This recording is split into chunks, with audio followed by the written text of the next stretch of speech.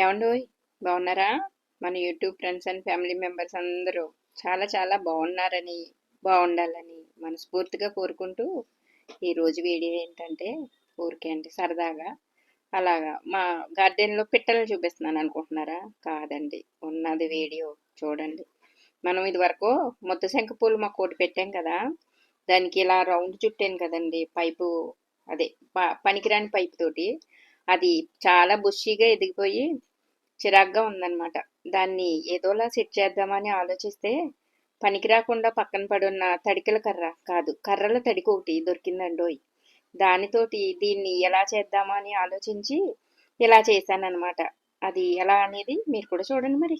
కాదేది మొక్కలకి అనర్హం అన్నట్టు ఖాళీగా పడి ఉన్నదాన్ని ఈ మొక్క కోసం ఎలా ఉపయోగించానండి.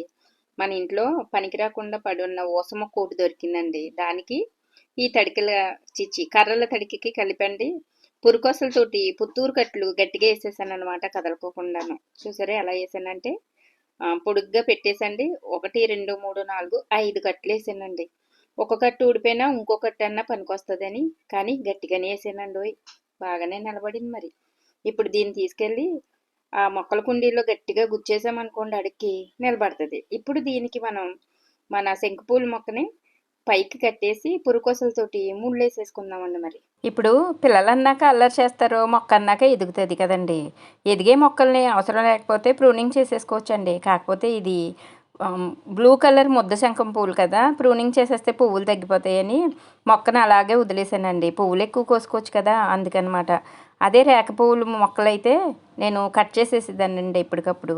ఎందుకంటే మరి వీటికి మనం ఆధారం చూపించలేదు అనుకోండి, మనం ఇంకా ఆత్రంగా ఎదురు చూస్తాయి అనమాట.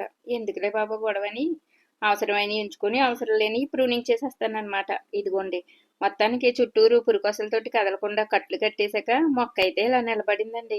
పువ్వులు నిండా పూసినాయి అనుకోండి, ఇంకా అందంగా ఉంటాయి. ఈ రోజైతే 2 3 పూసినాయి అంతే. శంఖం పువ్వులు ఎక్కువగా మనం పూజకి ఉపయోగిస్తాం కదండి. అంతేకాకుండా మనం వీటితోటి టీ కూడా పెట్టుకొని తాగొచ్చంటండి. చాలా చాలా హెల్త్ బెనిఫిట్స్ ఉన్నాయంటండో ఈ పువ్వుల్లోనూ.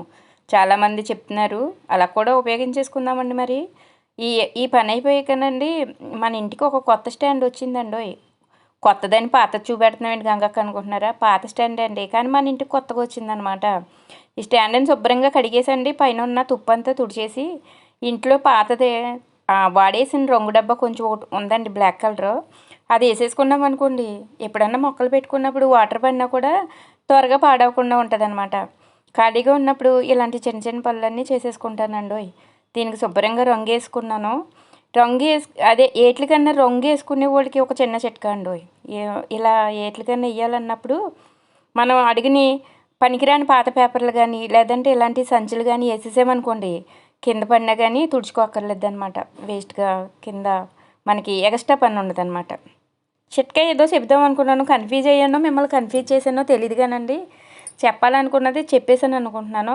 సరేనండి, ఈ మార్నింగ్ గ్లోరీ అయితే అండి రోజు రోజుకి బోల్డ్ అని గుత్తులు గుత్తులు పువ్వులు పూసేస్తున్నాయండి బాబు. సరేనండి, ఈ వీడియో మీకు ఎవరికన్నా ఉపయోగపడుతుంది అని అనుకున్నా, బాగుంది అని అనుకున్నా, మంచిగా ఒక లైక్ ఇచ్చేయండి.